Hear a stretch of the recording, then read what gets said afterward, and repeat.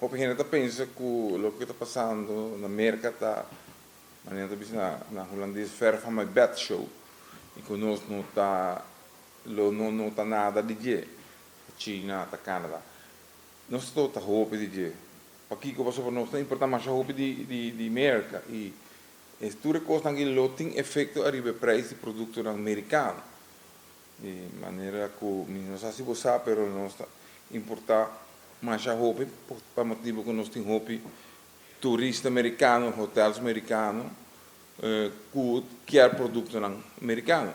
E contrário na Holanda, ou na Curaçao, que tem mais produto holandês, Aruba está dentro de refinaria que está ex que está americano, nós costumamos estar roupa e produto americano. Dos culturas o que está passando é que não preço de produto americano também sube. Isso é um que que não também passa. Portanto, mira algo a mim não mira, pero se convida o WAC e mira acaba que preço met name de costam produto de lácteo, de leite, huevo americano não sube desproporcionalmente alto. E dus me supone que se tarifa não que sigue para impedir mais importação de produtos na América que produto interno americano. Eventualmente ele vai subir e nós não vamos importar produto mais caro. A solução está fácil. Vamos ter aqui que o produto que vai importar de América e busca replacement, produto que pode reemplaçar o produto nem, mas esse não sempre está fácil. Sobre nos mercados está dividido em dois. Tem o mercado local, que era arubiano, o que não está comendo na dieta de todo dia.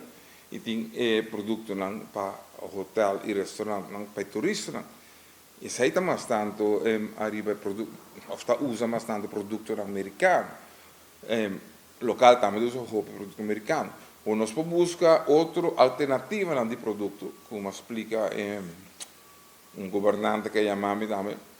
Pero hobby viaja é dificuldade que tem monopólio bastante grande de companhia de barco, navieiro, com containers e com maioria de produtos que nós por importar de outro país não por chegar de lapso de tempo cortico. Cortico semanalmente nós estamos em container de barco com containers de Miami, que dura 3 dias, outra alternativa dura 3 semanas. Pero lo que nós temos que fazer é toch buscar maneira para a alternativa para produto americano. Se auto americano também é muito caro, não está buscando auto chinês. E se ele mesmo por vir também com comida. Pero se nós não fazemos isso, a inflação está baixa alta mesmo no futuro.